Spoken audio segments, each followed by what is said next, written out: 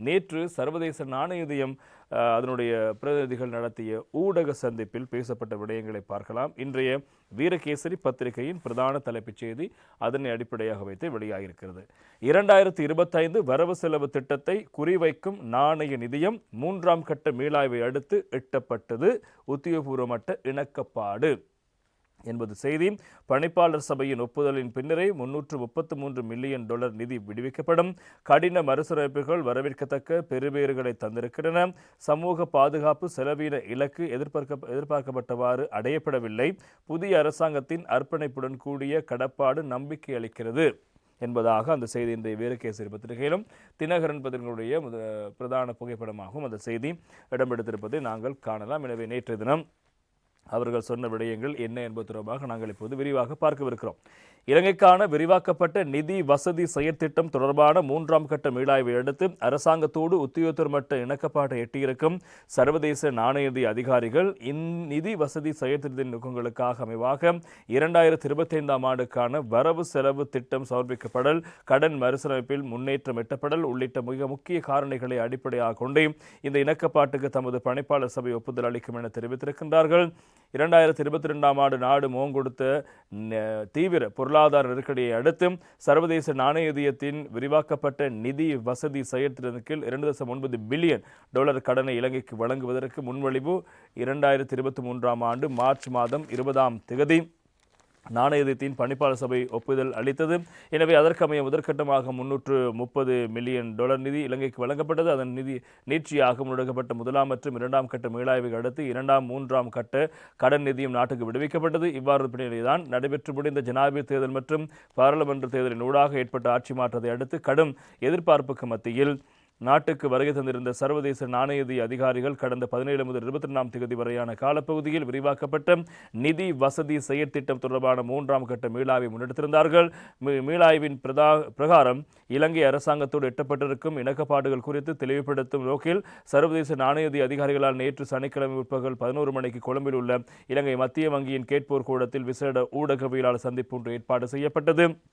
இச்சந்திப்பில் சர்வதேச நாணய நிதியத்தின் இலங்கைக்கான செயற்திட்ட தலைவர் பீட்டர் ப்ரூவர், அதே போல பிரதி தலைவர் கிறிஸ்டியானா ஸ்ட்ரெலின்ஸ்கா ஆகியோர் கலந்து கொண்டிருந்தார்கள். இலங்கையின் சமகால பொருளாதார நிலவரம் மற்றும் எதிர்கால எதிர்பார்க்கைகள் குறித்தும் 3ஆம் கட்ட மீளாய்வு குறித்தும் அவர்களால் சுட்டிக்காட்டப்பட்ட முக்கிய விடயங்கள் இங்கே இருக்கின்றன. பார்க்கலாம் ஒன்றாக. உத்தியோகத்தர் மட்ட இணக்கப்பாடு தொடர்பான விடயம் குறித்து சொல்லப்பட்டது.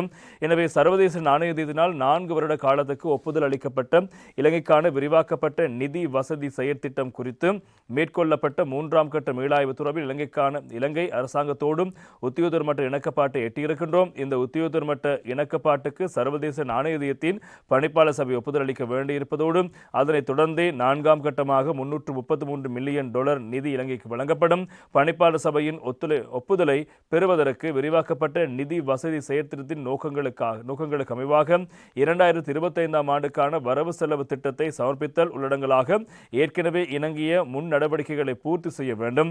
அது மாத்திரமன்றி கடன் சீரமைப்பு செயல்முறை உரிய காலப்பகுதியில் பூர்த்தி செய்யப்படும் என்ற நம்பிக்கை வழங்கக்கூடியவாறு கடன் மறுசீரமைப்பில் குறிப்பிடத்தக்க முன்னேற்றத்தை எட்டுதல் உள்ளடங்கலாக நிதியியல் உத்தரவாதம் சார்ந்த கடப்பாடுகளை நிறைவேற்ற வேண்டும். அதேவேளை விரிவாக்கப்பட்ட நிதி வசதி செயற்திட்டத்தின் ஆதரவுடன் இலங்கையினால் முன்னெடுக்கப்பட்ட மறுசீரமைப்பு நடவடிக்கைகளை வரவேற்கத்தக்க பெறுபேறுகளை தந்திருக்கின்றன. அதற்கமைய கடந்த ஜூன் மாதத்தோடு முடிவடைந்த 4 காலாண்டுகளில் இலங்கையின் பொருளாதாரமானது ஆண்டுக்கு ஆண்டு அடிப்படையில் 4% விரிவடைந்திருக்கிறது. பொருளாதாரத்தின் சகல துறைகளும் விரிவடைவதற்கான குறிகாட்டிகள் தென்படுகின்றன. இவ்வருடத்தின் 3ஆம் காலாண்டில் சராசரி பணவீக்கம் 0.8% தொடர்கிறது. கடந்த அக்டோபர் மாத இறுதியில் மொத்த கையிருப்புகளின் பெறுமதி $6.4 பில்லியன் உயர்வடைந்திருப்பதோடு குறிப்பிடத்தக்க நிதியியல் மறுசீரமைப்புகளை அடுத்து அரச நிதி வலுவடைந்திருக்கிறது. அதேபோன்று விரிவாக்கப்பட்ட நிதி வசதி செயற்திட்டத்தின் கீழான சகல எண்கணிய மற்றும் இலக்கிடப்பட்ட நடவடிக்கைகளில் சமூக பாதுகாப்பு செலவின இலக்கு தவிர்ந்த ஏனைய அனைத்தும் ஜூன் மாதம் செப்டம்பர் மாதம் இறுதியில் உரியவாறு பூர்த்தி செய்யப்பட்டிருக்கிறது. அத்தோடு தேர்தல்களின் விளைவாக சில முக்கிய மறுசீரமைப்புகளை எட்டுவதில் தாமதம் ஏற்பட்டிருக்கிறது. நாணய நிதியத்தினால் ஒப்புதல் அளிக்கப்பட்டிருக்கும் இச்செயற்திட்ட இலக்குகளை அடைந்து கொள்வதில் புதிய அரசாங்கம் அர்ப்பணிப்புடன் கூடிய கடற்பாட்டை வெளிப்படுத்தியிருப்பதானது எமது நம்பிக்கையை அதிகப்படுத்தியிருப்பதோடும் கொள்கைகளில் தொடர்ச்சித்தன்மை பேணப்படும் என்ற உத்தரவாதத்தை அளித்திருக்கிறது. மிக கடின முயற்சிகளின் ஊடாக வென்றெடுக்கப்பட்ட அடைவுகளை தக்க வைத்துக் கொள்வதற்கும் நாட்டின் பொருளாதாரத்தை நிலையான மீட்சி பாதையில் முன்னகர்த்தி செல்வதற்கும் மறுசீரமைப்பு செயல்முறைகளை தொடர்வது இன்றியமையாததாகும். அத்தோடு பொருளாதார நெருக்கடியினால் நாட்டில் வாழும் ஒட்டுமொத்த மக்களும் பாதிக்கப்படும் நிலையில் பொருளாதார வளர்ச்சியின் மூலம் கிட்டும் நன்மைகள் சகல தரப்பினருக்கும் பொருத்தமானதான முறையில் பங்கீடு செய்யப்படுவதும் அவசியமாகும். மேலும் பெரும்பாக பொருளாதாரம் உறுதிப்பாட்டை பேணுவதும் கடன் ஸ்திரத்தன்மையை மேலுறுதி செய்வதும் இலங்கையின் சுபீட்சத்துக்கு மிக அவசியம் என்பதோடு தொடர் வருமானமீட்டல் முயற்சிகள் மற்றும் செலவீன கட்டுப்பாடுகள் என்பன 2025ஆம் ஆண்டுக்கான வரவு செலவு திட்டத்தில் உள்வாங்கப்பட வேண்டும். அதேவேளை இக்கடினமான சூழ்நிலையில் வறிய மற்றும் நலிவுற்ற சமூக பிரிவினரை பாதுகாக்க வேண்டிய பொறுப்பு அரசாங்கத்துக்கு இருக்கிறது.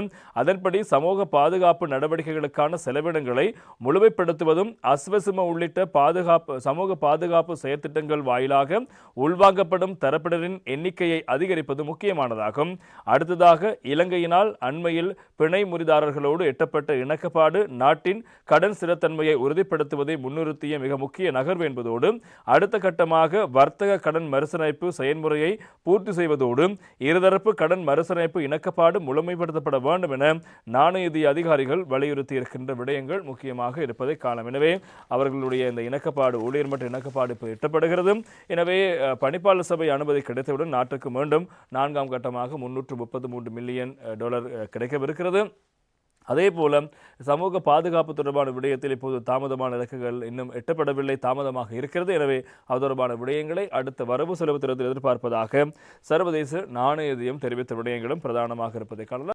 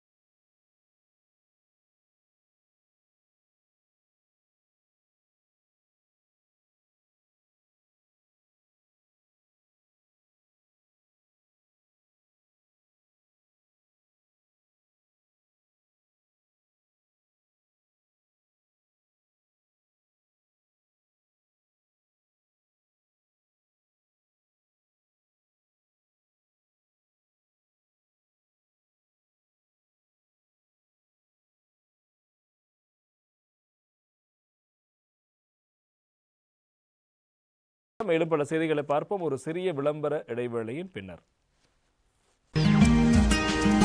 அனுசரணை வழங்குவோர் சட்டவிரோதமாக படகு மூலம் ஆஸ்திரேலியா செல்வதற்கு எவ்வித வாய்ப்பும் இல்லை. சுனாமியின் போது கண்டல் காடுகள் கவசமாக பல கரையோர பகுதிகளை பாதுகாத்தன.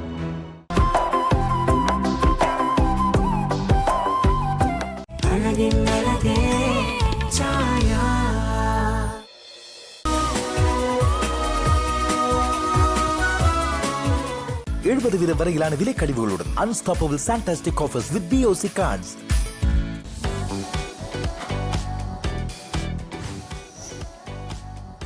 இந்த க்ளோ அண்ட் லவ்லி பெரிய பேக்குக்கு இப்ப $120 மிக பெரிய லாபம். சனி டிடர்ஜென்ட் பவுடர் கிலோ ₹1 330. ஒவ்வொரு நோக்கியோவிலும் நல்ல நிலையில் இருக்கும் ரியல் சிக்கனுடன் இயற்கையான மசாலா பொருட்கள் கலந்துள்ளதால் தயாரிக்கும் ஃப்ரைட் ரைஸ் ஒவ்வொன்றும் தனிச்சுவைதான். Not chicken cube, real chicken சுவையில் ஃப்ரைட் ரைஸ் வீட்டிலேயே. அதிகம் அழுக்கு துணிகளும் அதிகம், குறைந்த விலையில் பெறுமதியும் அதிகம். ரின்னுடனாவோ ஸ்மார்ட் அதிகம். புத்தம் புது வாசனை நிறைந்த புதிய ரின் சந்தையில் மிக குறைந்த விலையில்.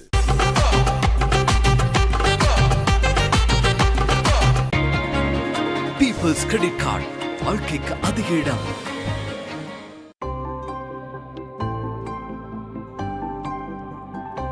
குழந்தைக்கு பாதுகாப்பானது என விசேட மருத்துவர்களின் சான்று பெற்ற புதிய பேபி ஷெரமி.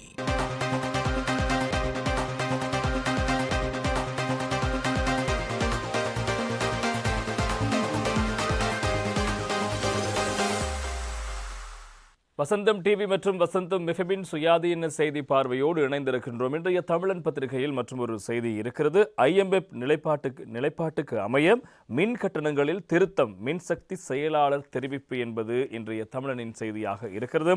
மின் கட்டண திருத்தத்துக்கான யோசனையை தயாரிப்பதற்காக சர்வதேச நாணய பிரதிநிதிகள் நிலைப்பாடுகளை கேட்டறியவும் அவர்களின் நிலைப்பாடுகளுக்கு ஏற்ப மின் கட்டண திருத்தத்தை மேற்கொள்ளவும் அமைச்சு மற்றும் மின்சார சபை தீர்மானித்துள்ளதாக மின்சக்தி அமைச்சின் செயலாளர் KDM உதயந்த ஹேமபால தெரிவித்திருக்கின்றார். சர்வதேச நாணயத்துடனான 3வது கடன் மீளாய்வு தொடர்பில் கலந்துரையாடுவதற்காக நாணய பிரதிநிதிகள் இலங்கை வந்திருந்த நிலையில் அதன் போது மின் கட்டண திருத்தம் மற்றும் அதனுடன் தொடர்புடைய நிறுவனங்களின் செயல்முறைகள் தொடர்பில் கவனம் செலுத்துவது எதிர்பார்க்கப்பட்டிருந்தது. அதன் அடிப்படையில் கடந்த 21ஆம் தேதி மின்சக்தி அமைச்சு, மின்சார சபை மற்றும் நாணயத்தின் தூதுக்குழுவுக்கு இடையிலான பேச்சுவார்த்தை இடம்பெற்றது. இதன் போது மின் கட்டண திருத்தம் சம்பந்தப்பட்ட நிறுவனங்களின் செயற்பாடுகள் தொடர்பில் முக்கிய கவனம் செலுத்தப்பட்டதாக அமைச்சின் செயலாளர் மேலும் சுட்டிக்காட்டியிருக்கிறார். அதற்கமைய மின் கட்டண திருத்தத்தோடு தொடர்புடைய யோசனையை எதிர்வரும் சில தினங்களில் பொது பயன்பாடுகள் ஆணைக்குழுவுக்கு ஒப்படைக்கவும் தீர்மானிக்கப்பட்டிருக்கிறது. மின் கட்டண திருத்தம் தொடர்பில் கடந்த 24ஆம் தேதி மின்சார சபையால் பொது பயன்பாடுகள் ஆணைக்குழுவுக்கு யோசனை முன்வைக்கப்பட்டது. இந்த யோசனையூடாக மொத்த மின் கட்டணத்தை 6.6% குறைப்பதற்கு யோசனை முன்வைக்கப்பட்டது. இந்த கட்டண குறைப்பு போதாது என்று பொது பயன்பாடுகள் ஆணைக்குழு அறிவித்திருக்கிறது.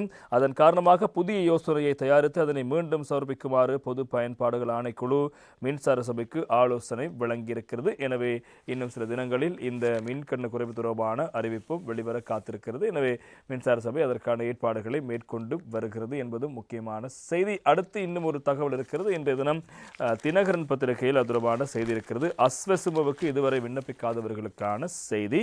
இன்றைய தினம் அது தொடர்பான தகவல் பிரதானமாக இருப்பதை நாங்கள் காணக்கூடியதாக இருக்கிறது. இன்றைய தமிழன் பத்திரிகை தான் அந்த செய்தியை வெளியிட்டிருப்பதை நாங்கள் காணக்கூடியதாக இருக்கிறது. அஸ்வசுமவுக்கு விண்ணப்பிக்கலாம் என்பதாக தலைப்பிடப்படுகிறது தமிழன் பத்திரிகையில். அஸ்வசும நலன்புரி கொடுப்பனவுக்கான 2ஆம் கட்ட கொடுப்பனவுகளுக்கு விண்ணப்பிக்க முடியாமல் போன விண்ணப்பதாரிகள் நாளை திங்கட்கிழமை முதல் எதிர்வரும் டிசம்பர் மாதம் 2ஆம் தேதி வரை மீள விண்ணப்பிக்க முடியும் என நலன்புரி நன்மைகள் சபை சுற்றறிக்கை ஒன்றினூடாக தெரிவித்திருக்கிறது என்பது அந்த செய்தியாக இருக்கிறது. அந்த சுற்றறிக்கையின் பிரகாரம் பெருந்தோட்ட பகுதிகளை சேர்ந்த தொடர் குடியிருப்புகளில் வசிக்கும் குடும்பங்கள் தொடர்பில் விசேட கவனம் செலுத்துமாறு சம்பந்தப்பட்ட அமைச்சுக்களின் செயலாளர்கள், மாவட்ட செயலாளர்கள், மேலதிக நலன்புரி நன்மைகள் ஆணையாளருக்கு அந்த சபை அறிவித்திருக்கின்றது. அஸ்வசம் நலன்புரி முறையின் கீழ் 2ஆம் கட்டத்துக்காக 4,45,000 விண்ணப்பங்கள் கிடைக்கப்பெற்றுள்ளன. இதுவரையில் 1ஆம் கட்டம் மற்றும் 2ஆம் கட்டத்துக்காக விண்ணப்பிக்க முடியாமல் போனவர்கள் இருந்தால் அவர்களுக்கு வாய்ப்பை வழங்குவதற்காக அவர்களுக்கு மேலதிக நிவாரண காலத்தை வழங்குவதற்கு அரசாங்கம் தீர்மானித்திருக்கிறது. அதற்கமைய இதுவரை விண்ணப்பிக்க முடியாமல் போனவர்கள் நாளை 25ஆம் தேதி முதல் எதிர்வரும் டிசம்பர் மாதம் 2ஆம் தேதி வரை விண்ணப்பிக்க முடியும். அவர்களின் விண்ணப்பங்களை பிரதேச செயலகங்களில் சமர்ப்பிக்க முடியும். 2ஆம் கட்டத்துக்காக அறிமுகப்படுத்தப்பட்ட மாதிரி விண்ணப்பத்தை பயன்படுத்த வேண்டும் என்பதோடு அதற்கு அவசியமான விண்ணப்பங்களை பிரதி எடுத்து வழங்குவதற்கு அதிகாரிகள் நடவடிக்கை எடுக்க வேண்டும். இந்த விண்ணப்பங்களை பெற்றுக்கொள்வதற்கான விதிமுறைகள் தொடர்பில் அதிகாரிகளுக்கு ஆலோசனை வழங்கப்பட்டிருக்கிறது. பெருந்தோட்டங்களில் இருக்கும் தொடர் குடியிருப்புகளில் வசிக்கும் குடும்பங்கள் தொடர்பில் கவனத்தில் கொண்டால் இடவசதி போதாமையின் காரணமாக அந்த குடியிருப்புகளில் அதிக குடும்பங்கள் வசிக்கும் சந்தர்ப்பங்களும் இருக்கின்றன.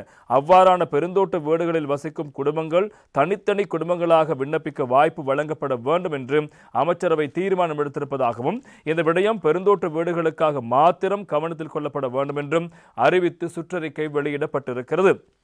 இந்த விண்ணப்ப நடவடிக்கைகளுக்கான எழுது பொருட்களுக்கான நிதி ஒதுக்கீடு பற்றாக்குறையாகும் பட்சத்தில் எதிர்வரும் நாட்களில் அதற்கான மேலதிக ஒதுக்கீடுகளை வழங்கவும் நடவடிக்கை எடுக்கப்படும் என அறிவிக்கப்படுகிறது. இதேவேளை 1ஆம் கட்டத்தில் பாதிப்படைந்த விண்ணப்பதாரிகள் அவர்களுக்கு இழைக்கப்பட்ட அநீதிகள் அல்லது குறைபாடுகள் தொடர்பில் விளக்கமளிப்பதற்காகவும் வாய்ப்பை வழங்கும் வகையில் தனியான சுற்றறிக்கை ஒன்று நலன்புரி நன்மைகள் சபையில் நிதி பொருளாதார அபிவிருத்தி கொள்கை தயாரிப்பு திட்டமிடல் மற்றும் அபிவிருத்தி அமைச்சு மற்றும் நீதி பொது நிர்வாக உள்நாட்டு மாகாண சபைகள் உள்ளூராட்சி மன்ற மற்றும் தொழில் அமைச்சின் செயலாளர்கள், மாவட்ட செயலாளர்கள், மேலதிக நலன்புரி நன்மைகள் ஆணையாளருக்கு அனுப்பி வைக்கப்பட்டிருக்கிறது. எனவே நாளை முதல் இந்த அஸ்வசமுக்கு விண்ணப்பிக்காதவர்கள் இருந்தால் நாளை முதல் டிசம்பர் 2ஆம் தேதி விண்ணப்பிக்க முடியும். அதே போல பெருந்தோட்ட பகுதிகளுக்கான விசேட ஒரு விடயம் இருக்கிறது.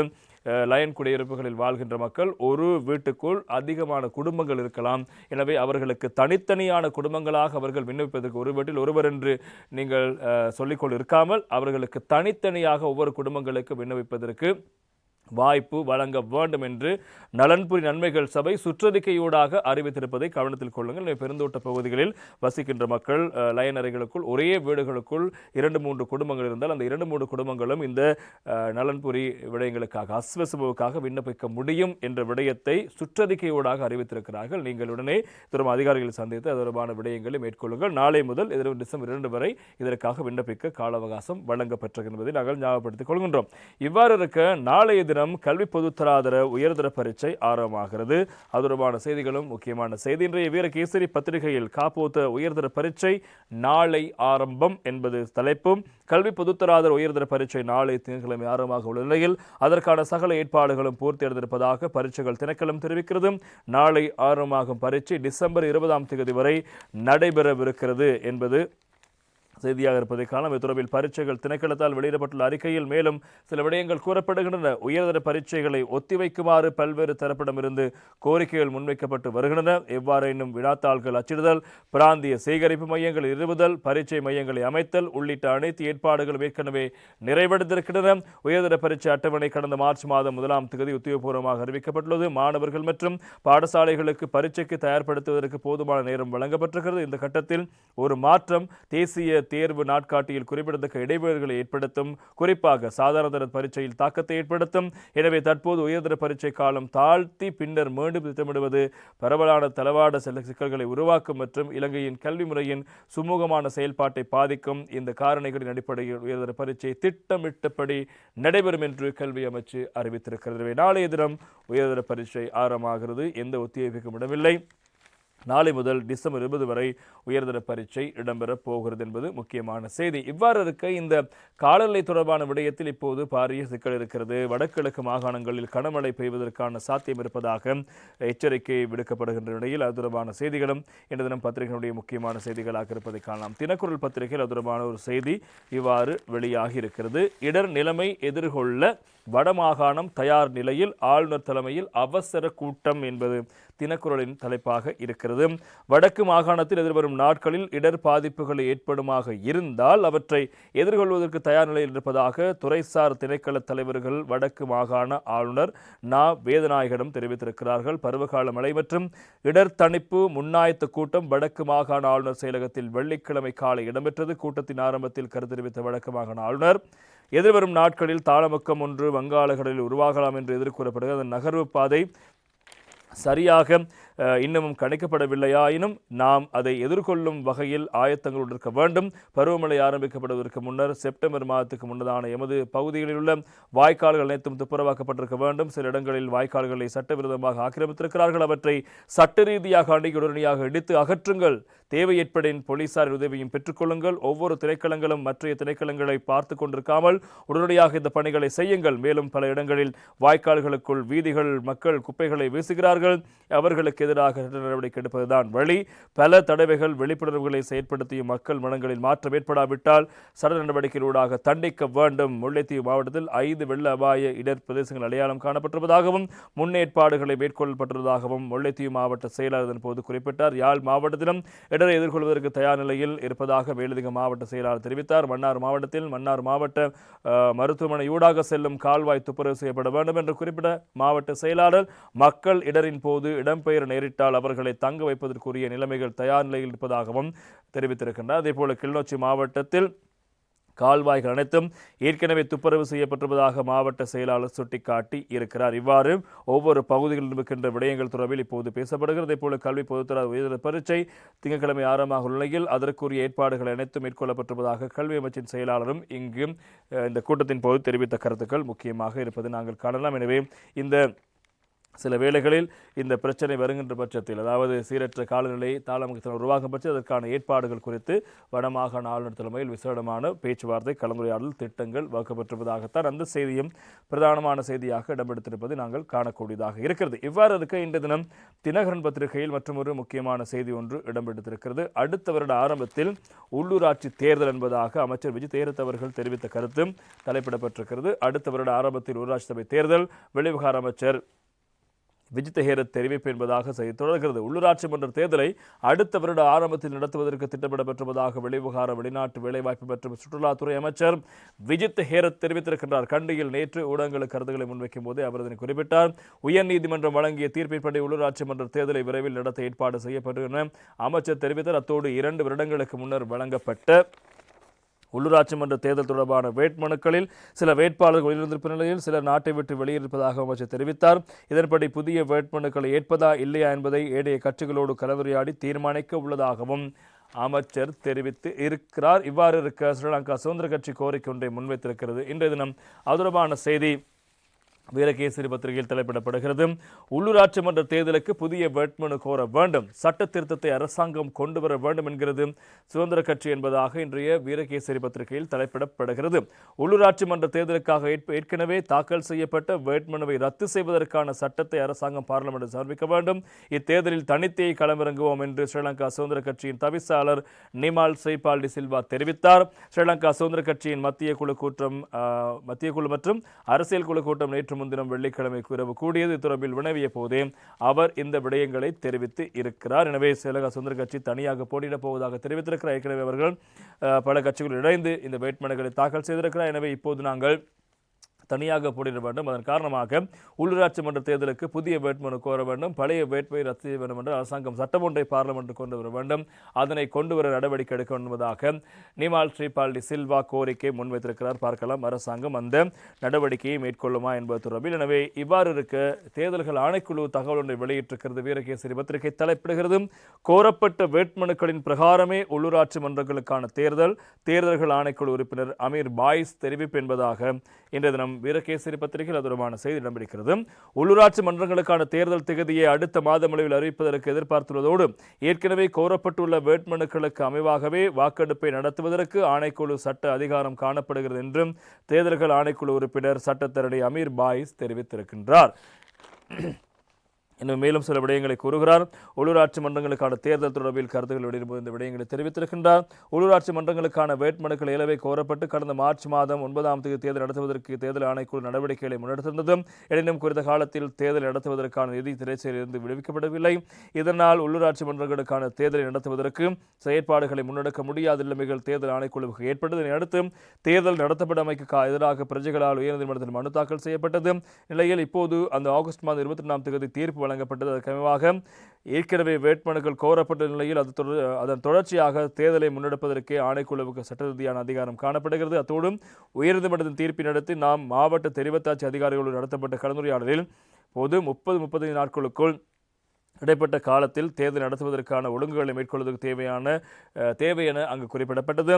தற்போது ஜனாதிபதி தேர்தல், பாராளுமன்ற தேர்தல் நிறைவடைந்த நிலையில் எதிர்வரும் மாதமளவில் உள்ளூராட்சி மன்றங்களுக்கான தேர்தல் திகதியை அறிவிப்பதற்கு எதிர்பார்த்திருப்பதாகவும் பெரும்பாலும் அடுத்த வருடத்தின் முதல் 2 மாதங்களுக்குள் தேர்தல் நடத்துவதற்கான வாய்ப்புகளை காணப்படுவதாக ஆணைக்குழு தெரிவிக்கிறது. ஆணைக்குழுவுக்கு இருக்கின்ற சட்டத்தின் பிரகாரம் கோரப்பட்ட வேட்புமனுக்கு அமைவாக தேர்தல் நடத்தப்பட வேண்டும். ஆனால் அரசாங்கம் சில வேளைகளில் அது தொடர்பான சட்டங்களை கொண்டு வந்து பாராளுமன்றத்தில் ஏற்கனவே இருக்கின்ற வேட்புமனுக்கள் நிராகரிக்க அல்லது ரத்து செய்ய முடிவெடுத்தால் மீண்டும் வேட்புமனு கோரப்படும். பார்க்கலாம் எதிர்கால செயற்பாடுகள் எவ்வாறு என்று. மேலதிக செய்திகளை பார்ப்போம் ஒரு சிறிய விளம்பர இடைவேளையின் பின்னர். அனுசரணை வழங்குவோர். சட்டவிரோதமாக படகு மூலம் ஆஸ்திரேலியா செல்வதற்கு எவ்வித வாய்ப்பும் இல்லை. சுனாமியின் போது கண்டல் காடுகள் கவசமாக பல கரையோர பகுதிகளை பாதுகாத்தன. விலை உயர்ந்த காலங்களில் ஆடைகளின் புதிய தோற்றத்தை பாதுகாக்க அறிமுகமாகிறது கம்ஃபர்ட் 54 மில்லிலிட்டர் பேக் 3 சலவைகளுக்கு. இன்று உங்களுடையதை வாங்கவும். அரை நூற்றாண்டாக தேசத்தின் நம்பிக்கைக்குரிய லோக்தர் உலகின் மகுடம் மகஜன சம்பத். இப்போது வார நாட்கள் 7லும் மகஜன சம்பத், நாட்டிற்கே செல்வம். சர்ஃபெக்சல் முதல் சலவையிலே கடும் கரைகளை மிக இலகுவாக அகற்றிடும் கம்ஃபர்ட் பிரீமியம் நறுமணத்துடன் இப்போது 540 ரூபாய் மட்டுமே.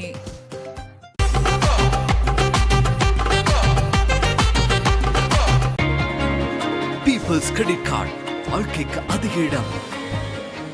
Star dish wash magic top, அடிப்பிடித்த உணவு கழிவு எண்ணெய் அனைத்தையும் ஸ்க்ரப் 1 இலவசம்.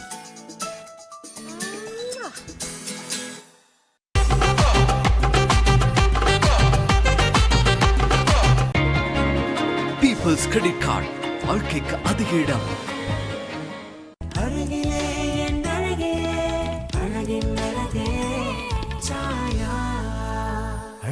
அழகே சாயா.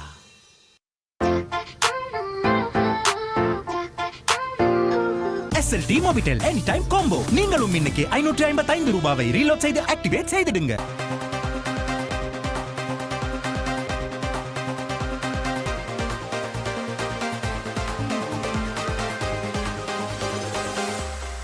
சுயாதீன செய்தி பார்வையிடுவதற்கின்றோம். மதாவுல்லா முன்னாள் எம்பி அவர்கள் தேர்தல் ஆணைக்குழுவில் முறைப்பாடு ஒன்றை பதிவு செய்திருக்கிறார். தினக்குரல் பத்திரிகை தலைப்பிடுகிறது, தேர்தல் முடிவுகளை மீள எண்ண வேண்டும், தேர்தல் ஆணையகத்தில் அதாவுல்லா மனு என்பதாக அந்த செய்திக்கு தலைப்பிட்டிருப்பதை நாங்கள் காணக்கூடியதாக இருக்கிறது. கடந்த பாராளுமன்ற தேர்தலில் திகாமடுலை தேர்தல் மாவட்டத்தில் புதிய ஜனநாயக முன்னணியின் சின்னத்தில் போட்டியிட்ட தேசிய காங்கிரசின் தலைவரும் முன்னாள் அமைச்சருமான ALM அதாவுல்லா தலைமையிலான தேசிய காங்கிரஸ் நிர்வாகிகளான தேசிய காங்கிரஸ் பிரிவு தலைவர் டாக்டர் உதுமாலெப்பை, பொருளாளர் JM வசீர், சட்டத்தரணி மர்சூம் மௌலானா ஆகியோர் வெள்ளிக்கிழமை தேர்தல் ஆணையாளர் அலுவலகத்தில் நடந்து முடிந்த பாராளுமன்ற தேர்தல் தொடர்பான முறைப்பாடுகள் அடங்கிய மனு ஒன்றை கையளித்திருக்கின்றார்கள். இது தொடர்பில் கருத்து வெளியிட்டுள்ள தேசிய காங்கிரஸ் நிர்வாகிகள், திகாமடுலை மாவட்டத்தின் தேர்தல் முடிவுகள் மீள எண்ணப்பட வேண்டும் என்பதையும், கடந்த தேர்தல் காலத்தில் தேசிய காங்கிரஸ் தலைவரான முன்னாள் அமைச்சர் ALM அதாவுல்லாவை வைத்து பின்னப்பட்ட பல நகர்வுகளை, இடையூறுகளையும் உள்ளடக்கிய பல்வேறு விடயங்கள் இம்மனுவில் விசேடமாக உள்ளடக்கப்பட்டுள்ளதை தெரிவித்திருக்கிறார்கள். மேலும் நியாயத்திற்காக எப்போதும் குரல் கொடுக்கும் தேசிய காங்கிரஸ் தொடர்பான விரிவான விளக்கங்களை மிக விரைவில் மக்கள் முன் சமர்ப்பித்ததன் அரசியல் போராட்டத்தை தொடரும் என்பதாக அவர்கள் தெரிவித்திருக்கிறார்கள் என்பதும் செய்தி. இவ்வாறு இருக்க இன்றைய தினம் முன்னாள் ஜனாதிபதி ரணில் விக்ரமசிங்க அவர்கள் தெரிவித்த கருத்து இன்றைய வீரகேசரி பத்திரிகையில், இந்தியாவுடனான ஒப்பந்தங்களை அரசாங்கம் செயல்படுத்த வேண்டும், முன்னாள் ஜனாதிபதி ரணில் விக்ரமசிங்க தெரிவிப்பு என்பது செய்தி. பிரதமர் நரேந்திர மோடியுடன் இருமிக பாடங்களை வழங்குவது மட்டுமல்லாமல் நாடுகளுக்கு இடையிலான நெருங்கிய பிணைப்பையும் குறிக்கிறது. ராமர், சீதை, ராவணன் ஆகியோரின் கதை இந்தியாவில் உருவானாலும் இலங்கையிலும் முக்கியத்துவம் பெறுகிறது. இலங்கை தீவின் கலாசார நிலப்பரப்பு கதையுடன் பின்னி பிணைந்திருக்கிறது. குறிப்பாக நுவரெலியா மற்றும் சிவனொளிபாதமலை போன்ற பகுதிகளில் ராமாயணத்தின் நிகழ்வுகள் நடந்ததாக கூறப்படுகின்ற என ரணில் விக்ரமசிங்க அவர்கள் அங்கு சென்று பல விடயங்களை அங்கே பேசியிருக்கிறார். அதில் குறிப்பாக கூறியது ஊடகங்களுக்கு, அவருடன் காலப்பகுதி இந்தியாவுடன் மேற்கொள்ளப்பட்ட ஒப்பந்தங்களை இலங்கை அரசாங்கம் முழுமையாக செயற்படுத்த வேண்டும் என்பது அவருடைய நிலைப்பாடு என்பதாக அவர் தெரிவித்திருக்கிறார். இவ்வாறு இருக்க இன்றைய தினம் தினக்குரல் பத்திரிகையினுடைய பிரதான தலைப்புச் செய்தி இன்னும் ஒரு தகவலை கொண்டு வருகிறது. அதானி குழுமத்துடனான உடன்படிக்கை குறித்து இலங்கை விழிப்புடன் இருக்க வேண்டும், அமெரிக்காவின் குற்றச்சாட்டை தொடர்ந்து நிபுணர்கள் வலியுறுத்து என்பதாக அந்த செய்திக்கு தலைப்பிடப்படுகிறது. கௌதம் அதானி மற்றும் 7 பேர் மீது நியூயார்க்கில் உள்ள சமஷ்டி விசாரணையாளர்களால் பல மோசடி குற்றச்சாட்டுகள் சுமத்தப்பட்டதை அடுத்து இலங்கையில் உள்ள அதானி மின் திட்டம் குறித்து விழிப்புடன் இருக்க வேண்டும் என நிபுணர்கள் வலியுறுத்தியிருக்கிறார்கள். கொழும்பை தளமாக கொண்ட புத்திஜீவி குழுவான வேர்டி ரிசர்ச்சின் நிறைவேற்று பணிப்பாளர் நிஷாண்டி மெல்லின் கருத்தின் பிரகாரம் ஊழல் தொடர்பான கணிசமான வழக்குகள் ஏனைய சட்ட அதிகார மட்டங்களில் அம்பலப்படுத்தப்படுவதை இலங்கை அடிக்கடி கண்டிருக்கிறது. ஸ்ரீலங்கன் ஏர்லைன்ஸ் நிறுவனத்திடம் இருந்து விமானங்களை வாங்கியதில் லஞ்சம் பெற்றதாக கூறப்படும் குற்றச்சாட்டுகள் சில ஆண்டுகளுக்கு முன் பிரிட்டனை தளமாக கொண்டு விசாரணை தெரியவந்த நிலையில் வெளிவந்து மற்றும் மேலே சில விடயங்களை பற்றி அவர்கள் குறிப்பிட்டிருக்கிறார்கள். குறிப்பாக இந்த விடயங்களில் மேலும் சில விடயங்களாக இருப்பது, அந்த அடிப்படையில் பிரிட்டனை தளமாக கொண்டு விசாரணையில் வெளிவந்தது மற்றும் உள்ளூர் அரசியல்வாதிகள் மற்றும் வர்த்தகர்களின் பெயர்கள் பண்டோரா பத்திரங்களில் வெளியிடப்பட்டது என்பது குறித்து அவர் குறிப்பிட்டார். ஊழலுக்கு எதிரான அதன் முயற்சிகளை இரட்டிப்பாக்குவது, ஊழல் ஒப்பந்தங்களிலிருந்து நாம் பாதுகாப்பு உறுதி செய்வது இலங்கைக்கு மிக முக்கியமானது என்பதாகவும் அவர் சுட்டிக்காட்டியிருக்கிறார். எனவே இவ்வாறு இருக்க இப்போது அந்த நிறுவனத்தின் மீதான அமெரிக்காவின் குற்றச்சாட்டு இலங்கையின் திட்டத்தை மீளாய்வு செய்வதற்கான தேசிய மக்கள் சக்தியில் வாதத்தை இப்போது உறுதிப்படுத்தப்படுகிறது என்று கொழும்பை தளமாக கொண்ட எக்கனாமிக் நெக்ஸ்ட் செய்தித்தள இணையதளத்தினுடைய ஆலோசகர் ஆசிரியர் ஷிஹார் அனீஸ் குறிப்பிட்ட விடயங்களும் முக்கியமாக இருப்பதை காலம். அதானி குழுமத்துக்கு எதிராக இப்போதும் அமெரிக்கா நீதிமன்றில் வழக்கு தொடரப்பட்டு விசாரணை இடம்பெற்றுக் கொண்டிருக்கின்றன. எனவே அங்கு அவர்களுக்கு எதிராக இப்போது பல்வேறு குற்றச்சாட்டு முன்வைக்கப்பட இலங்கையின் அதானி குழு முன்னெடுக்கின்ற செயற்திட்டங்கள் தொடர்பாக மீண்டும் தேசிய மக்கள் சக்தி அரசாங்கம் மீளாய்வு செய்ய வேண்டிய காலம் உருவாகியிருக்கிறது. எனவே அவருடைய திட்டங்கள் தொடர்பில் இலங்கை விழிப்புடன் செயல்பட வேண்டிய அவசியத்தை இப்போது பொருளாதார நிபுணர்கள் ஒவ்வொருவரும் வலியுறுத்தியிருக்கிறார்கள் என்பதுதான் முக்கியமான விடயமாக இருப்பது நாங்கள் பார்க்கலாம். இன்றைய தினக்குரல் பத்திரிகை அதற்கு பிரதான தலைப்பிட்டு சுட்டிக்காட்டி இருக்கிறது. இதேபோல ஜனாதிபதி அனுரகுமார் திசாநாயக் அவர்கள் எதிர்வரும் டிசம்பர் இந்தியா செல்கிறார். வீரகேசரி பத்திரிகை தலைப்பிடுகிறது, டிசம்பர் 2ஆம் வாரத்தில் டெல்லி செல்லும் ஜனாதிபதி என்பது செய்தி. ஜனாதிபதி அனுரகுமார் திசாநாயக்கவின் இந்திய விஜயம் எதிர்வரும் டிசம்பர் மாதம் 2ஆம் வாரத்தில் இடம்பெறும் என வெளிவிவகார அமைச்சர் விஜித் ஹேரத் உறுதிப்படுத்தியிருக்கிறார். எனினும் உறுதியான திகதி உள்ளிட்ட விடயங்கள் இதுவரையில் இறுதிப்படுத்தப்படவில்லை. எவ்வாறாயினும் இலங்கையின் பார்வையில் ஜனாதிபதியின் இந்திய விஜயம் மிகவும் முக்கியமானதாகும் என்றாகவும் அமைச்சர் விஜித் ஹேரத் அவர்கள் தெரிவித்த கருத்து இன்றைய வீரகேசரி பத்திரிகையில் வெளியாகியிருப்பதை நாங்கள் காணக்கூடியதாக இருக்கிறது. இதே போல வீரகேசரி பத்திரிகையில் மற்றொரு செய்தி இருக்கிறது. அமைச்சர் ராமலிங்கம் சந்திரசேகரன் அவர்கள் தெரிவித்த ஒரு கருத்தும் பிரதானமான செய்தியாக இருக்கிறது.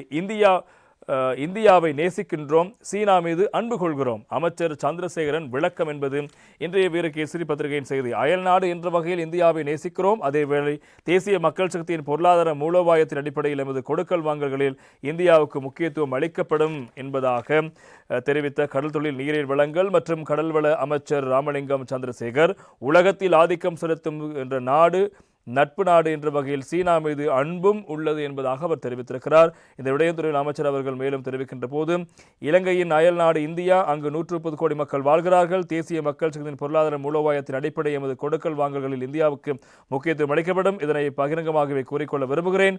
இவ்வாறு நாங்கள் வெளிப்படையாக கூறும்போது அதனை ஏற்காது சீனாவுக்கு முக்கியத்துவம் அளிப்பதாக கருதினால் அவ்வாறு எதுவும் இல்லை என்பதை எமது நிலைப்பாடு.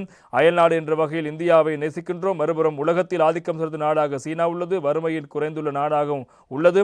எனவே நட்பு நாடு என்ற வகையில் சீனா மீது எமக்கு அன்பு உள்ளது. அமெரிக்காவை எடுத்துக்கொண்டால் அனைத்து தொழில்துறைகளிலும் முன்னேற்றம் கொண்ட நாடாக உள்ளது. எனவே யாருடைய தொழில்துறைகளையும் எம்மால் நிராகரிக்க முடியாது. எனவே அனைத்து தரப்புகளையும் நாட்டுக்குள் பயனுள்ளதாக உள்வாங்கும் பக்குவமுள்ள ஆட்சியாகவே தேசிய மக்கள் சக்தியின் அரசாங்கம் இருக்கிறது என்பதாக ராமலிங்கம் சந்திரசேகரன் அமைச்சர் அவர்கள் தெரிவித்திருக்கிறார். இவ்வாறு இருக்க இன்னும் ஒரு தகவலையும் அவர் கூறியிருக்கிறார். இன்றைய தினம் தினகரன் பத்திரிகை தலைப்பிடுகிறது, இந்திய மீனவர் பிரச்சினைக்கு சுமூகமான தீர்வு காணப்படும், அதுவே அரசின் விருப்பம் என்கிறார் சந்திரசேகர் என்பதாக செய்தி. இலங்கை இந்திய மீனவர் விவகாரத்தை சுமூகமாக தீர்க்கவே சமகால அரசாங்கம் விரும்புகிறது. அதிகாரிகள் மட்டத்தில் நடத்தப்பட்டும் பேச்சுக்களில் இணக்கப்பாட்டுக்கு வர முடியும் என எதிர்பார்க்கிறோம் என்பதாக அவர் கூறியிருக்கின்ற விடயங்கள் பிரதானமாக இருப்பது நாங்கள் காணக்கூடியதாக இருக்கிறது. எனவே இந்த விடயத்தில் இப்போது நீண்ட நாட்களாக இந்த பிரச்சனை நீண்டு கொண்டு வருகிறது. எனவே இந்த அரசின் காலப்பகுதியிலாவது இந்த பிரச்சனைக்கு ஒரு தீர்வு வரும் என்று மக்களும் எதிர்பார்த்து காத்திருக்கின்றார்கள். இவ்வாறு இருக்க சீன கப்பல் இப்போது நாட்டுக்குள் வர அனுமதி கோரியிருக்கிறது. இன்றைய தினம் தமிழன் பத்திரிகையினுடைய பிரதான தலைப்புச் செய்தியாக அந்த செய்தி இடம்பெறுகிறது. சீன மருத்துவமனை கப்பல் இலங்கைக்கு இராணுவ அதிகாரிகளோடு கொழும்பு வர அனுமதி கோரியது என்பதாக அந்த செய்திக்கு தலைப்பிடப்படுகிறது. சீன மக்கள் விடுதலை இராணுவத்தின் கடற்படை மருத்துவமனை கப்பல் கொழும்பு துறைமுகத்துக்கு வருவதற்கு அனுமதி கோரிய அதே சமயம் அதற்கான அனுமதியை வழங்குவதற்கு இலங்கை அரசு தீர்மானித்திருப்பதாக அறிய முடிகிறது. இலங்கையர்களுக்கு பொதுவான மற்றும் பரவலான நோய்களுக்கான இலவச நோயறிதல் மற்றும் சிகிச்சையை வழங்கும் திட்டத்தின் கீழ் இக்கப்பல் கொழும்பு துறைமுகத்திற்கு இலங்கை அரசிடம் அனுமதி கோரியிருப்பதாக அந்த செய்தி வெளியாகியிருப்பதை காணலாம். அதற்காகவும் கடிதம் சுகாதார அமைச்சுக்கும் அனுப்பப்பட்டிருப்பதாக தெரிவிக்கப்படுகிறது. இந்த கடல்சார் கப்பல் மருத்துவமனையில் மருத்துவர்களோடு 100க்கும் மேற்பட்ட பணியாளர்கள் இருக்கிறார்கள். இதில் 17 மருத்துவ பிரிவுகள் மற்றும் 5 துணை நோயறிதல் துறைகள் இருக்கின்றன.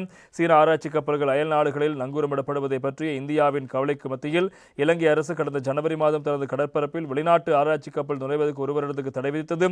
ஆனால் இப்போது அந்த தடையை நீக்க நடவடிக்கை எடுக்கப்பட்டிருக்கிறது.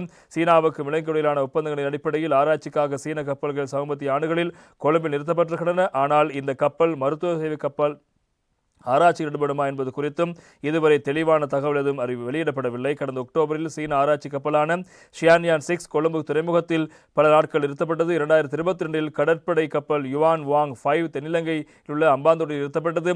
இந்த பிராந்தியத்தை கண்காணிக்க இந்த கப்பல்கள் பயன்படுத்தப்படலாம் என்ற அச்சம் இந்தியாவிடம் இருக்கிறது. எனவே மேற்படி கப்பல் ஆம்புலன்ஸ் ஹெலிகாப்டரையும் தன்னகத்தை கொண்டிருப்பதோடு விரைவான முன்னோக்கி அவசர மீட்பு திரைகளை கொண்டிருக்கிறது. எனவே இந்த அதிநவீன கப்பலில் ஒரு எக்ஸ்ரே அறை, கணினிமயமாக்கப்பட்ட டோமோகிராபி சிடி அறை, அதே போல ஆய்வகம், இரத்த களஞ்சியம் அறை உள்ளிட்ட பல விடயங்கள் இருக்கிறது. எனவே இந்த கப்பலில் இப்போது இலங்கையில் நங்கூரமிடுவதற்கு அவர்கள் அதாவது இராணுவத்திடமும் அதே போல அதிகாரியிடமும் அனுமதி கோரியிருப்பதாக இன்றைய தமிழன் பத்திரிகை அந்த செய்திக்கு தலைப்பெற்றிருப்பதை நாங்கள் காணக்கூடியதாக இருக்கிறது. இவ்வாறு இருக்க இன்றைய தினம் வீரகேசரி பத்திரிகையில் மற்றொரு செய்தியும் இடம் பிடித்திருக்கிறது. வெளிவிவகார செயலாளர் அருணையை சந்தித்த சீன இந்திய ராஜதந்திரிகள் என்பது வீரகேசரியின் மற்றும் ஒரு செய்தி. இலங்கைக்கான இந்திய விசாரணையர் சந்தோஷ் ஜா மற்றும் சீன தூதுவர் கி செங் ஹாங் ஆகியோருக்கு ஆகியோர் வெளிவார செயலாளர் ரணராஜாவை சந்தித்து கலந்துரையாடியிருக்கிறார்கள். அவரது நியமனத்துக்கு வாழ்த்து தெரிவித்துள்ள அவர்கள் இருதரப்பு உறவுகளை மேலும் வலுப்படுத்துவது குறித்தும் இந்த இருதரப்புமே சந்தித்து பேச்சுவார்த்தை நடத்தியிருப்பதாக அந்த செய்திகளும் முக்கியமாக இருப்பதை நாங்கள் காணக்கூடியதாக இருக்கிறது. இந்த விடயங்கள் ஒருபுறம் இருக்க இன்று தினம் மேலும் பல செய்திகளும் பிரதானமாக இருப்பதை நாங்கள் காணக்கூடியதாக இருக்கிறது. இன்று தினம் வீரகேசரி பத்திரிகையினுடைய மற்றும் ஒரு முக்கியமான செய்தி, தேசிய பொறிமுறைக்குள்ளாகவே மனித உரிமைகள் பாதுகாக்கப்படும், அமெரிக்காவிடம் நேரடியாக அறிவித்தது அரசாங்கம் என்பது வீரகேசரியின் செய்தி. இலங்கையில் மனித உரிமைகளை பாதுகாக்கும் நடவடிக்கைகள் தேசிய பொறிமுறையின் கீழே முன்னெடுக்கப்படும் என அமெரிக்காவிடம் அரசாங்கம் நேரடியாக அறிவித்திருக்கிறது. அந்த வகையில் ஐக்கிய நாடுகள் மனித உரிமைகள் பேரவை கூட்டத்தொடரில் எவ்விதமான சவால்களும் இப்போது ஏற்படாது என வெளிவிவகார அமைச்சர் விஜய் தேர தெரிவித்திருக்கின்றார். அமெரிக்க வெளியுறவுத்துறை அமைச்சருடனான தொலைபேசி உரையாடலில் இதனை தெளிவாக குறிப்பிட்டிருப்பதாக வெளிவிவகார அமைச்சர் விஜய் தேர சுட்டிக்காட்டினார். ஐக்கிய நாடுகள் மனித உரிமைகள் பேரவையின் முந்தைய கூட்டத்தொடரில் இலங்கை தொடர்பில் முன்வைக்கப்பட்ட பிரேரணை நாம் ஏற்றுக்கொள்ளவில்லை. தேசிய பொறிமுறையின் கீழ் மனித உரிமைகளை பாதுகாப்பதற்கு அரசாங்கம் அர்ப்பணிப்புடன் செயல்படும் என்ற எமது நிலைப்பாட்டை சிரமமாக குறிப்பிட்டிருக்கும் என்பதாகவும் தற்போது நாம் நிரூபித்திருக்கின்றோம். ஜனாதிபதி தேர்தலின் போதும் பாராளுமன்ற தேர்தலின் போதும் எந்த ஒரு வன்முறை சம்பவம் பதிவாகவில்லை. சர்வதேச தேர்தல் கண்காணிப்பு குழுக்களும் ஐநா மனித உரிமைகள் பேரவையும் இதற்கான அரசாங்கத்தை பாராட்டியிருக்கின்றன. எனவே இந்த விடயங்கள் அடிப்படையாக வைத்து நாங்கள் தேசிய பொறிமுறைக்குள்ளாகவே மனித உரிமைகளை பாதுகாப்பு நடவடிக்கை எடுப்போம். எனவே இதனை நாங்கள் தெளிவாக அறிவித்துவிட்டோம் என்பதாக அமெரிக்க அதிகாரிகளோடு இடம்பெற்ற தொலைபேசி கலந்துரையாடலில் அமைச்சர் விஜய் தேரத் அவர்கள் திட்டவட்டமாக தெரிவித்திருக்கிறார். கஜேந்திரகுமார் பொன்னம்பலம் முக்கியமான தகவல் ஒன்றை கூறுகிறார். என்னவென்று பார்க்கலாம் சிறிய விளம்பர இடைவேளையின் பின்னர்.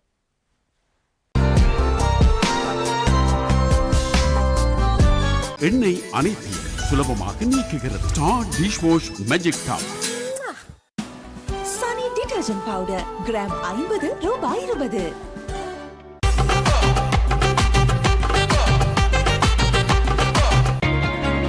பீப்பிள்ஸ் கிரெடிட் கார்டு, வாழ்க்கைக்கு அதிக இடம். Star dishwash magic top. அடிப்பிடித்த உணவு கழிவு எண்ணெய் அனைத்தையும் ஸ்கிரப் ஒன்று இலவசம்.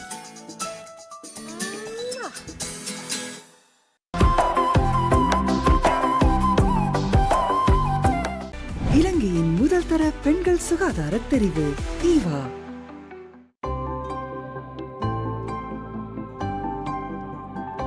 குழந்தைக்கு பாதுகாப்பானது என விசேட மருத்துவர்களின் சான்று பெற்ற புதிய பேபி ஷெரமி.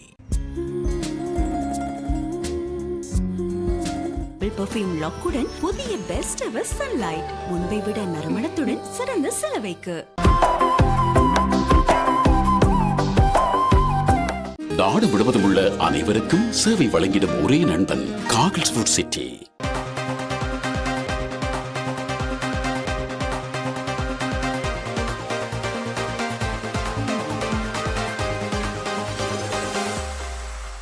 சுயாதீன செய்தி பார்த்திருக்கிறோம். அந்த வகையில் இன்றைய வீரகேசரி பத்திரிகையில் ஒரு செய்தி இருக்கிறது. தமிழ் மக்கள் பேரவையின் தீர்வு திட்டத்தை அடிப்படையாக வைத்து பேசுவதற்கு தயார் என்பதாக கஜேந்திரகுமார் பொன்னம்பலம் பகிரங்கமாக அறிவிப்பு என்பதாக செய்திக்கு தலைப்பிடப்படுகிறது. தமிழ் மக்கள் பேரவையின் தீர்வு திட்ட முன்வழிவை அடிப்படையாக வைத்து ஏனைய தமிழ் தேசிய கட்சிகளோடு பேச்சுகள் நடத்துவதற்கு தயாராக இருப்பதாக தமிழ் தேசிய மக்கள் முன்னணியின் தலைவரும் யாழ் மாவட்ட பாராளுமன்ற உறுப்பினருமான சட்டத்தரணி கஜேந்திரகுமார் பொன்னம்பலம் தெரிவித்திருக்கிறார் என்பது முக்கியமான செய்தியாக இருப்பதை காணலாம். எனவே பாராளுமன்ற தேர்தல் நிறைவடைந்தது.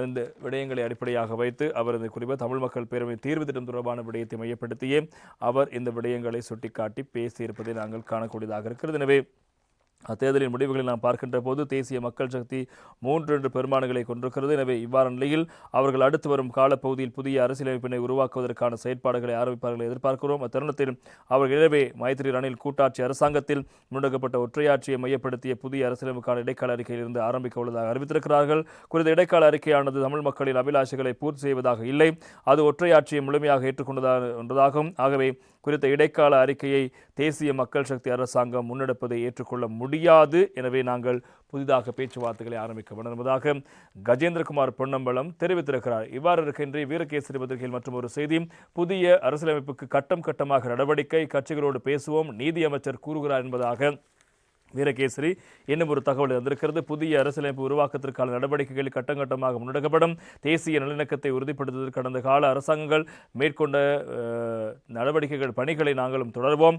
வடக்கு மற்றும் கிழக்கு மாகாண மக்கள் தேசிய மக்கள் சக்தி தலைமையிலான அரசாங்கத்தில் கைகோர்த்துள்ளமை பாரிய ஒரு வெற்றியாகும் என நீதி மற்றும் தேசிய ஒருமைப்பாடு அமைச்சர் சட்டத்தரணி ஹர்ஷன ராஜகருணா அவர்கள் தெரிவித்திருப்பதாக இன்றைய வீரகேசரி பத்திரிகையில் அந்த செய்தி தொடர்வதை நாங்கள் காணக்கூடியதாக இருக்கிறது. மேலும் பல விடயங்களையும் அவர் சுட்டிக்காட்டி பேசியிருக்கிறார். எனவே புதிய அரசியலமைப்பு உருவாக்கம் உட்பட சமகால அரசியல் நிறுவனம் குறித்து வினவிய போதே இந்த விடயங்களை அவர் சுட்டிக்காட்டி பேசியிருக்கிறார். எனவே கட்டம் கட்டமாக பணிகள் ஆரம்பிக்கப்பட போகணும் என்பதாகத்தான் அவர் தெரிவித்த கருத்தும் இன்றைய தினம் பிரதானமான செய்தியாக இடம்பெடுத்திருப்பதை நாங்கள் காணக்கூடியதாக இருக்கு. ஜாயந்த சமரவீர கருத்தொன்றை முன்வைக்கிறார். இன்றைய தினம் முக்கியமான செய்தியாக தினகரன் பத்திரிகையில் அந்த செய்தி இடம்பெடுத்திருக்கிறது.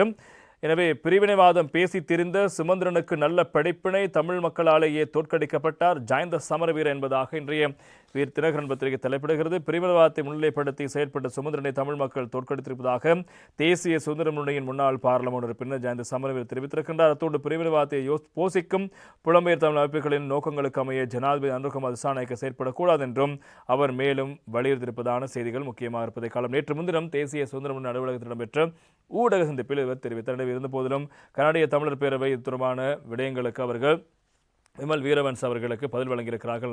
நாங்கள் எந்த விதமான இனவாத கோட்பாடுகளையும் கொள்ளவில்லை. நாங்கள் ஜனாதிபதிக்கு ஒத்துழைப்பு வழங்குகின்றோம். அதே போல ஜனாதிபதிக்கு நாங்கள் இருக்கின்ற பிரச்சனையை தீர்ப்பதற்கான சகல மக்களும் ஒன்றாக வாழக்கூடிய வகையிலான ஒரு தீர்வு தொடர்பான விடயங்களை அடிப்படையாக வைத்து நாங்கள் பேசினோமே தவிர இனவாத அடிப்படையில் எந்த கோரிக்கைகள் நாங்கள் முன்வைக்கவில்லை என்பதை புரிந்து கொள்ள வேண்டும். எனவே நீங்கள் உங்கள் அரசியல் செயல்பாடுகளுக்காக இவ்வாறான பிரச்சனைகளை கையிலெடுக்க வேண்டாம் என்பதாக கனடிய தமிழர் பேரவை ஏற்கனவே ஒரு அறிக்கையினூடாக விமல் வீரவன்ஸ் உள்ளிட்ட அவருடைய கட்சி சார்ந்தவர்களுக்கு அறிவித்தலை விடுத்திருக்கின்ற விடயத்தை நாங்கள் இங்கே ஞாபகப்படுத்த வேண்டும். செல்வம் மடக்கநாதன் ஒரு கோரிக்கொன்றை முன்வைத்திருக்கிறார். அவர் தெரிவித்த கருத்து இன்றைய தினம் வீரகேசரி பத்திரிகையில் தலைப்பிடப்படுகிறது. நாம் இனியும் ஒன்றிணையாவிடின் வடக்கிலும் அரசாங்கம் ஆளும் பாராளுமன்ற உறுப்பினர் செல்வம் மடக்கநாதன் கூறுகிறார் என்பதாக செய்தி.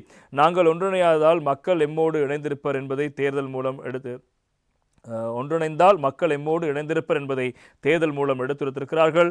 யாழில் டக்ளஸ் மற்றும் அங்கஜன் ஆகியோரது வாக்குகளை தேசிய மக்கள் சக்திக்கு சென்றிருக்கிறது. எனவே இனியாவது ஒன்றுபட வேண்டும் என்று பாராளுமன்ற உறுப்பினர் செல்வம் அடைக்கல்நாதன் வலியுறுத்தியிருப்பதாக அந்த செய்தியும் இன்றைய தினம் வீரகேசரி பத்திரிகையில் இடம்பெடுத்திருப்பதை நாங்கள் காணக்கூடியதாக இருக்கிறது. இன்றைய மௌவிய பத்திரிகையில் ஒரு புகைப்படத்துடன் கூடிய ஒரு செய்தியும் இடம்பெடுத்திருப்பதை நாங்கள் காணக்கூடியதாக இருக்கிறது. இன்றைய மௌவிய பத்திரிகை அதற்கு இவ்வாறு தலைப்பெற்றிருக்கிறது என்பதை நாங்கள் காணலாம். எனவே ජනවාර්ගික ගැටලු විසඳන්න රජයට බල කරන්න தமிழ் அரசு கட்சி இந்திய மாகம் சாரிச கியாய் என்பதாக இன்று தினம் மௌவிய பத்திரிகை தலைப்பெற்றுவது காணலாம். எனவே இந்த இன ரீதியான பிரச்சனைக்கு தீர்வு வழங்குவதற்கு அரசாங்கத்துக்கு நீங்கள் அழுத்தம் கொடுக்க வேண்டும் என்பதாக இந்திய தூதுவரை சந்தித்து இந்திய உயர்ஸ்தானிகரை சந்தித்து இலங்கை தமிழரசு கட்சியினுடைய பாராளுமன்ற உறுப்பினர்கள் தெரிவித்திருக்கிறார்கள் என்பதும் அந்த செய்தியாக இன்றைய மௌவிய பத்திரிகையில் தலைப்பிடப்பட்டிருப்பதை நாங்கள் காணக்கூடியதாக இருக்கிறது. அதே போல அமைச்சர் விஜய் தேரத் அவர்கள் தெரிவித்த ஒரு கருத்து இன்றைய வீரகேசரி பத்திரிகையில் இடம்பெடுத்திருக்கிறது. அந்த அடிப்படையில் இவ்வாறு தலைப்பிடப்படுகிறது. வடகிழக்கு மக்களின் மனங்களை வென்றுள்ளோம். தமிழ் பேசும் மக்களின் பிரிவினைவாதத்தை நிராகரித்திருக்கிறார்கள். தமிழ் பேசும் மக்கள் பிரிவினைவாதத்தை நிராகரித்திருக்கிறார்கள். அமைச்சர் விஜய் தேரத் கேசரிக்கு தெரிவிப்பு என்பதாக தலைப்பிடப்படுகிறது. வடகிழக்கு மக்கள் நடந்து முடிந்த பாராளுமன்றத்திற்காக பிரிவினைவாதத்தை நிராகரித்திருக்கிறார்கள். இதுவே தேர்தல் முடிவுகள் வெளிப்படுத்துகின்ற செய்தியாக இருக்கிறது. நாங்கள் வடகிழக்கு மக்களின் மனங்களை வென்றுள்ளோம்.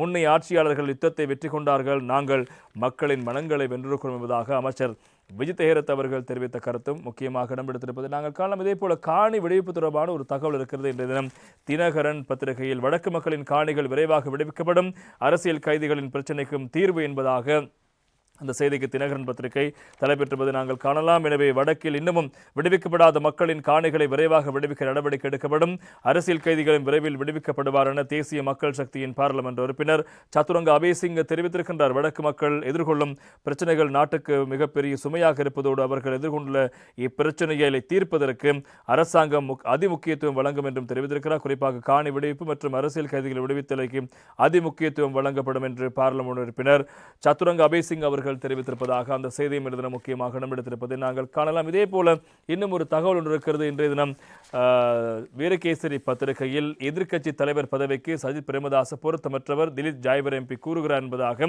இன்றைய வீரகேசரி பத்திரிகை தலைப்பிடுகிறது. எதிர்க்கட்சி தலைவர் பதவிக்கு சஜித் பிரேமதாச பொருத்தமற்றவர், பாராளுமன்றத்தில் எதிர்க்கட்சி தலைவருடன் ஒன்றிணைந்து செயற்பட போவதில்லை, மாறுபட்ட எதிர்க்கட்சி உறுப்பினராக செயற்படும் என்பதாக சர்வஜன சக்தியினுடைய பாராளுமன்ற உறுப்பினர் திலீப் ஜாய்வர் தெரிவித்திருக்கிறார். கொழும்பில் நேற்று சனிக்கிழமை இடம்பெற்ற நிகழ்வுடன் பின்னர் ஊடகங்களுக்கு கருத்துக்களை முன்வைக்கும் போதே அவர் இந்த விடயங்களை தெரிவித்திருப்பதாக அந்த செய்தி இடம்பெடுத்திருப்பதை காணலாம். தினக்குரல் பத்திரிகையில் மொட்டுக்கட்சி தொடர்பான ஒரு செய்தியும் இருக்கிறது, பார்க்கலாம்.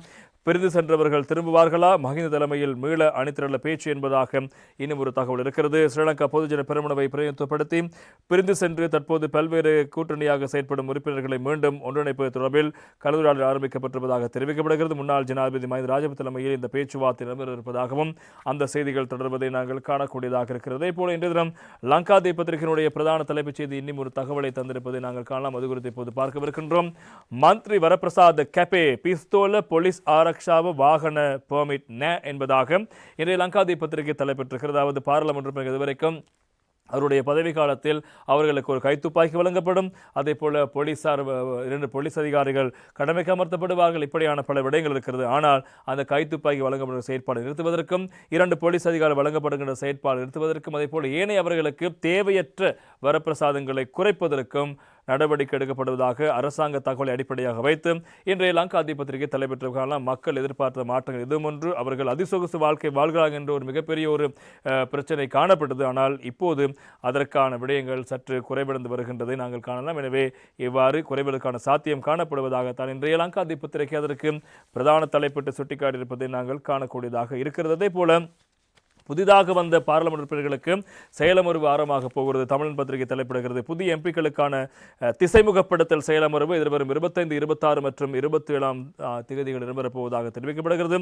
10வது பாராளுமன்றத்துக்கு தெரிவு செய்யப்பட்ட புதிய உறுப்பினர்களுக்கான திசைமுகப்படுத்தல் செயலமர்வு நாளை 25 மற்றும் 26 மற்றும் 27ஆம் தேதி 9 மணி முதல் இவ்வாறு பிற்பகல் 4 வரை பாராளுமன்ற குழு அறை இலக்கம் 1 நடத்தப்பட இருக்கிறது. புதிய பாராளுமன்றத்தின் ஆரம்பத்தில் சமுதாயபூர்வமாக முன்னெடுக்கப்பட்ட நடவடிக்கை இந்த செயல்முகப்படுத்தல் செயல்முறை ஏற்பாடு செய்யப்பட்டிருக்கிறது முக்கியமான செய்தியாக இருப்பதை நாங்கள் காணலாம். இதே போல இன்றைய தினக்குரல் பத்திரிகையில் மற்றும் ஒரு செய்தியும் பிரதானமாக இடம்பெடுத்திருக்கிறது. பண்டோரா பேப்பர்ஸ் வெளியிட்ட 112 இலங்கையர்கள் தொடர்பாக விசாரணைக்கு அனுர நடவடிக்கை என்பது இன்றைய தினக்குரல் பத்திரிகையுடைய பிரதானமான முக்கியமான செய்தியாக இடம்பெடுத்திருப்பதை நாங்கள் காணக்கூடியதாக இருக்கிறது. சர்ச்சைக்குரிய பனாமா மற்றும் பண்டோரா பேப்பர்ஸ் வெளியிட்ட சட்டவிரோத சொத்துக்கள் தொடர்பான பெயர் பட்டியலில் உள்ளடக்கப்பட்டுள்ள 112 இலங்கையர்கள் தொடர்பில் ஜனாதிபதி அனுரகுமார் திசாநாயக்க கவனம் செலுத்தியிருப்பதாகவும் விரைவில் அதற்கான விசாரணை நடவடிக்கைகள் ஆரம்பமாகும் எனவும் எதிர்பார்க்கப்படுகிறது. அண்மையில் இலங்கையில் சர்ச்சைக்குரிய விடயமாக பார்க்கப்பட்ட பண்டோரா பேப்பர்ஸ், அதே போல Offshore Leaks, Bahamas Papers, Panama Papers, Paradise Papers ஆகியன உலக கோடீஸ்வரர்களின் பெயர்கள் ஏனைய நாடுகளில் மறைந்துள்ள சொத்துக்கள் பற்றிய விவரங்கள் வெளியிடப்பட்டன. நாட்டின் முன்னணி கோடீஸ்வரர்கள் மற்றும் வர்த்தகர்கள் பலர் இவ்வாறு வெளிநாடுகளில் பல வெளியிடப்படாத முதலீடுகளை செய்திருப்பதாக தெரிவித்துள்ளமையினால் அது இலங்கையுடன் இணைக்கப்பட்டது. எனவே அப்போது அறிக்கைகள் வெளியாகி அடுத்து அப்போது எதிர்க்கட்சிகள் இதை அரசியல் தலைப்பாக மாற்றியதால் அப்போது அரசாங்கம் தயக்கத்துடன் இந்த விவகாரத்தை விசாரிக்க நடவடிக்கை எடுத்தது. பலரிடம் வாக்குமூலம் பெறப்பட்டாலும் அதன் பின்னர் எவ்வித நடவடிக்கையும் இடம்பெறவில்லை. அனுரகுமார் திசாநாயக்க ஜனாதிபதியாக பதவியேற்ற போது திருடர்கள் தண்டிக்கப்பட வேண்டும் என்பதோடு நாட்டிலிருந்து திருடப்பட்ட வெளிநாடுகளில் மறைத்து வைக்கப்பட்டுள்ள கோடிக்கணக்கான சொத்துக்கள் மீண்டும் நாட்டுக்கு கொண்டு வரப்பட வேண்டும் என்ற கோரிக்கை முன்வைக்கப்பட்டது. அதன்படி வெளிநாடுகளில் இவ்வாறு பணத்தை முதலீடு செய்துள்ள இலங்கையர்கள் யார் என்பது குறித்து ஜனாதிபதி அனுரகுமார் திசாநாயக்க அறிந்திருப்பதாகவும் அவர்களை தேடுமாறு கிடைக்கப்பெற்ற கோரிக்கையின் பிரகாரம் ஜனாதிபதி அவர்களை தேடுவதற்கு தீர்மானித்திருப்பதாகவும் செய்திகள் வெளியாகியிருக்கிறது. எனவே அவர்கள் தொடர்பான அட்டவணை வெளியானவுடன் சட்டவிரோத சொத்துக்கள் நாட்டுக்கு வருவதற்கான சாத்தியப்பாடுகளும் இல்லாமல் இல்லை. மௌவிய பதிலுடைய பிரதான தலைப்பு இன்னும் ஒரு தகவலை சுமந்து வந்திருக்கிறது. தொஸ்தர ஸ்டாஃபிகென விமர்சன கல சிஐடி திதநாட்ட வெட வரதி ஒரு சாட்சி ஹெது பவட்ட சோதனா என்பதாக இன்றைய மௌவிய பத்திரிகை பிரதான தலைப்பிட்டு சுட்டிக்காட்டு உங்களுக்கு தெரியும்.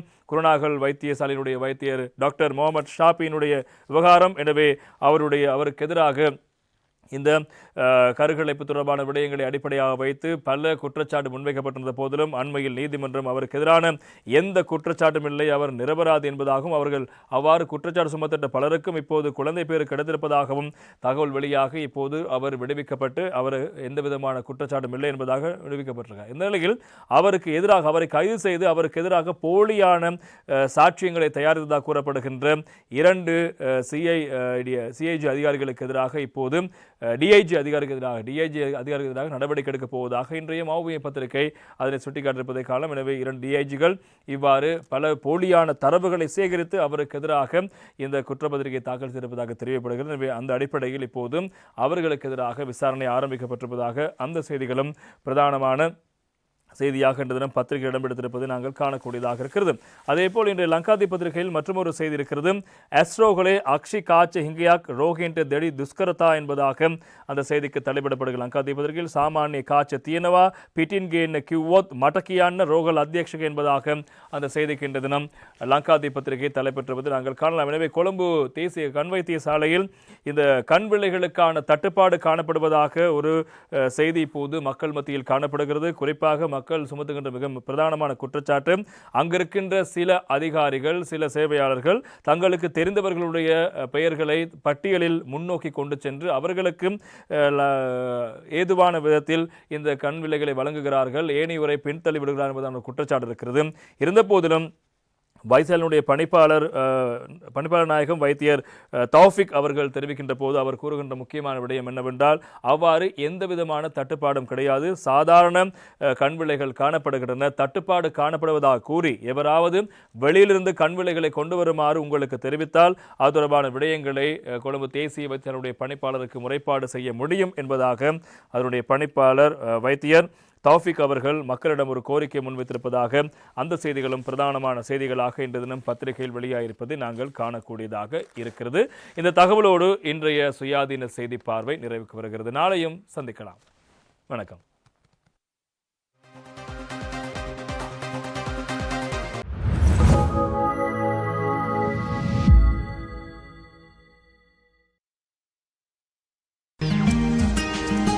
அனுசரணை வழங்குவோர் சட்டவிரோதமாக படகு மூலம் ஆஸ்திரேலியா செல்வதற்கு எவ்வித வாய்ப்பும் இல்லை.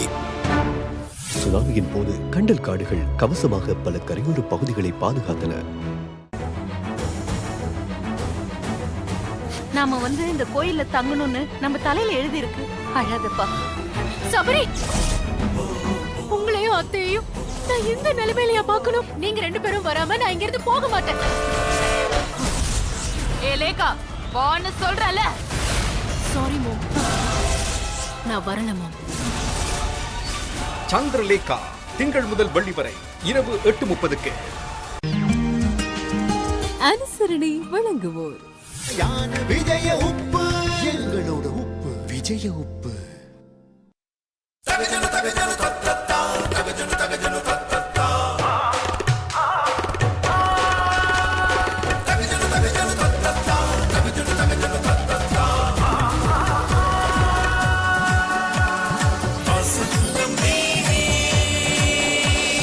வசந்தம் டிவி, வாழ்வின் வசந்தம்.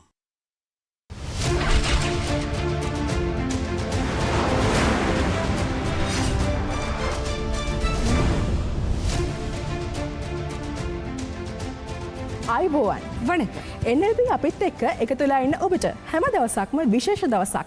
නමුත් ඊයේ දවස සුවිශේෂී දවසක් වුණා.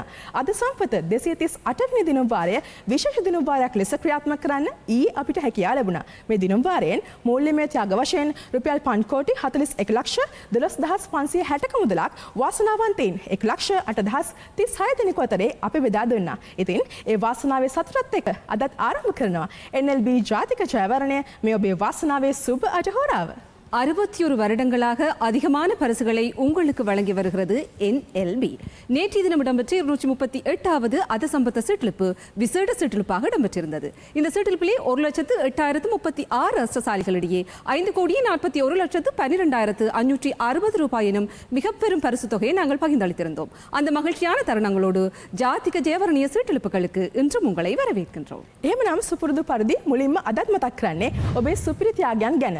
ගොවිසත රුපියල් කෝටි 6.7ක්, NLB හඳහන රුපියල් ලක්ෂ 34ක්, මෙගා පව මෙගා සුපිරි ත්‍යාගය රුපියල් කෝටි 45.3ක්, පව සහ ග්‍රෑන්ඩ් සුපිරි ත්‍යාග වෙනුවෙන් අදත් අපි රුපියල් කෝටිය බැගින් වෙන් කළා.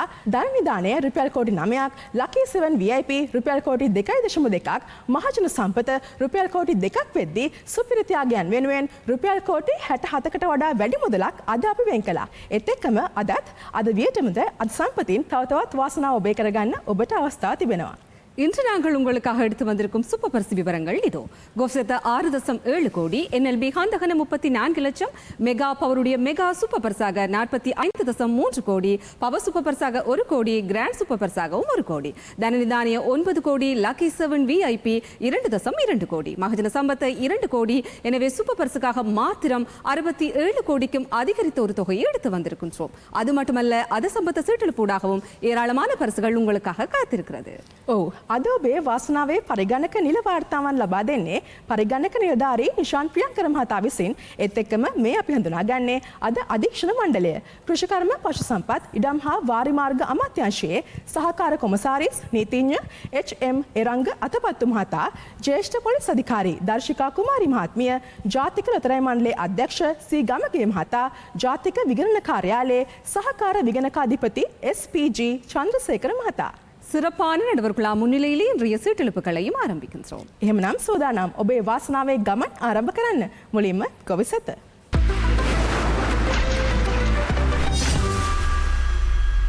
අපේ රටේ කෘෂි කර්මාන්තය නගා සිටුවන්න දායක වන සත් දිනම ජයනියත ගොවිසත මේ ආරම්භ වෙන්නේ ජයග්‍රාහී 3906 වෙනි දිනුම් වාරය. 6 கோடிக்கும் அதிகரித்த ஒரு சூப்பர் பரிசோடு வாரத்தின் 7 நாட்களும் உங்களுக்கு வெற்றியை வழங்கிடும் NLBயின் 3906வது ගොවිසත සීටෙழுப்பிலே சந்தித்திருக்கின்றோம். එහෙමනම් රුපියල් 6 කෝටි ඉක්මවාගේ වාසනාවක් හොයාගෙන අපි යනවා දිනම වැදීමට.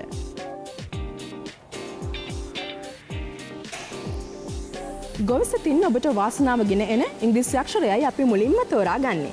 ஆங்கில எழுத்து இப்பொழுது தெரிவு செய்யப்படுகிறது. H අක්ෂරයයි අද ඔබට වාසනාව ගෙන එන්නේ. தெரிவு செய்யப்பட்ட ஆங்கில எழுத்து H